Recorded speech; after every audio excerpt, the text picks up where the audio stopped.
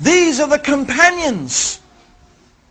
These are the people who knew the circumstance of the revelation. Which ayah was revealed in which circumstance. They are the ones who saw the Prophet ﷺ pray. They saw him with their eyes. They saw the Prophet ﷺ fast and make hajj. And so on and so forth. So they lived with Rasulullah ﷺ. They were his companions. They were eyewitnesses to the events. They would sit and learn directly from Rasulullah ﷺ about the deen. So who could know better about Islam than his companions? It is absolutely logical that the people who would know best about this religion are the people who studied from the messenger to whom this religion was revealed. This is from aql. This is from logic. Actually, this is also the main reason why when I first became Muslim, I could never become Shia. I could never have become a Shia. Because when I first became Muslim, in fact, at the time, the Iranian Revolution was very strong.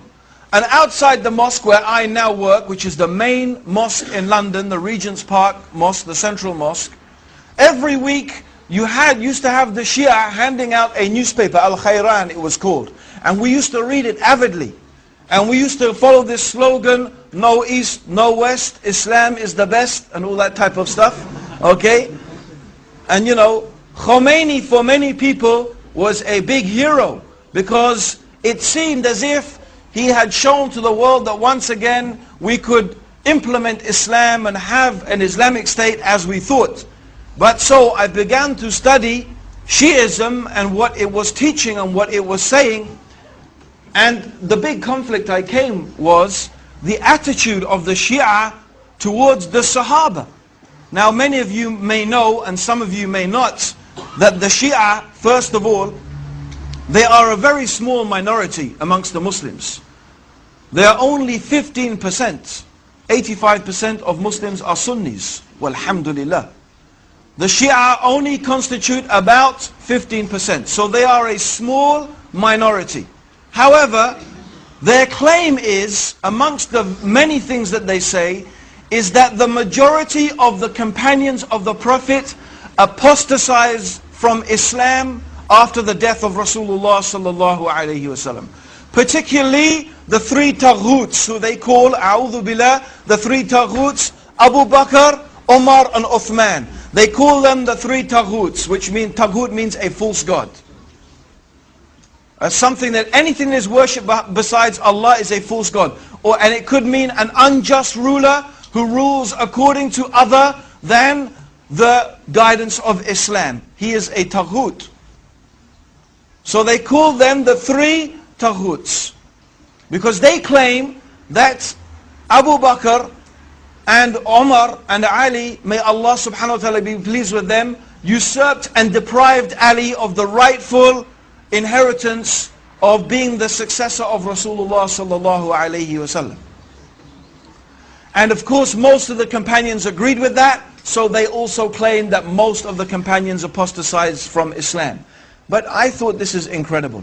How is it that Allah chose to be the companions of the messenger, a group of people who after his death apostatized from his religion?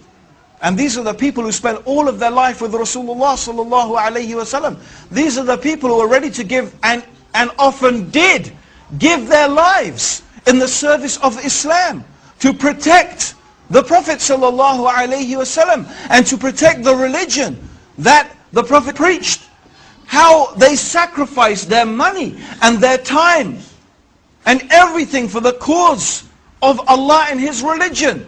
Yet when the messenger dies, they apostatize. It doesn't make any sense. It's illogical. It seems to be a totally irrational proposition.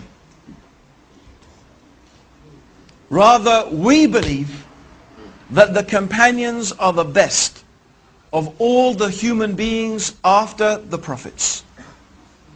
And the best of the human beings after the prophets is Abu Bakr.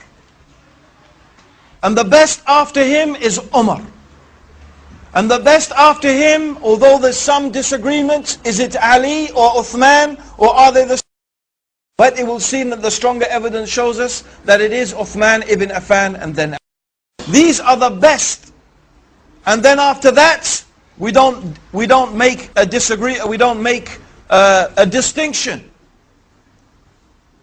amongst the companions, but generally also the companions themselves are the best of the human beings after the messengers. This is the status of the Sahaba with us.